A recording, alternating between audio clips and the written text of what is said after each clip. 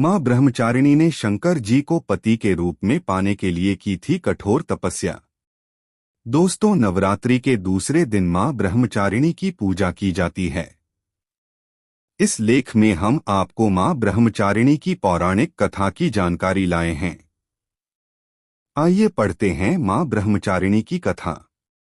मां ब्रह्मचारिणी ने पूर्वजन्म में हिमालय के घर पुत्री रूप में जन्म लिया था। नवरात्रि के दूसरे दिन मां ब्रह्मचारिणी की पूजा की जाती है। इस लेख में हम आपको मां ब्रह्मचारिणी की पौराणिक कथा की जानकारी लाए हैं।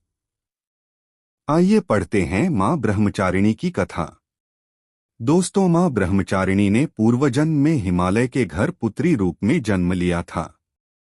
इन्हें नारद जी ने उपदेश दिया कि वो शंकर जी को अपने पति रूप में प्राप्त करने के लिए तपस्या करें।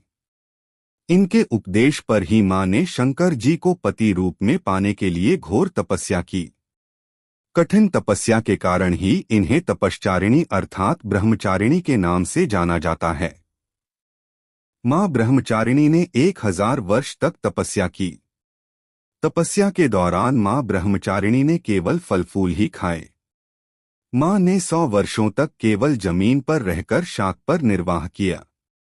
दोस्तों, कई दिनों तक मां ने कठिन उपवास रखा।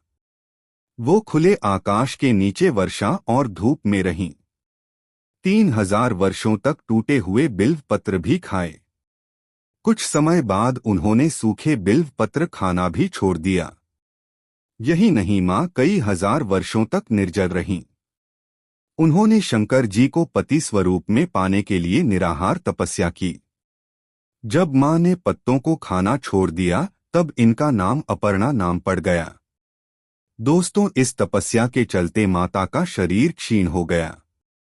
ब्रह्मचारिणी की तपस्या को सभी देवताओं, ऋषियों, सिद्धगणों, मुनियों ने अभूतपूर्व पुण्यकृत्य बताया। साथ ही कहा कि हे देवी, आज तक किसी ने इस तरह की कठोर तपस्या नहीं की। केवल आप ही ये कर सकती थीं। आपकी तपस्या का फल आपको जरूर मिलेगा और शिव शंकर आपको पति के रूप में प्राप्त होंगे। आपके पिता आपको लेने के लिए आ रहे हैं।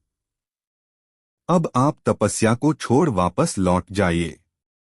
इस कथा का सार यह है कि व्यक्ति के जीवन में कितनी भी परेशानियां क्यों न आए, उसका मन विचलित नहीं होना चाहिए।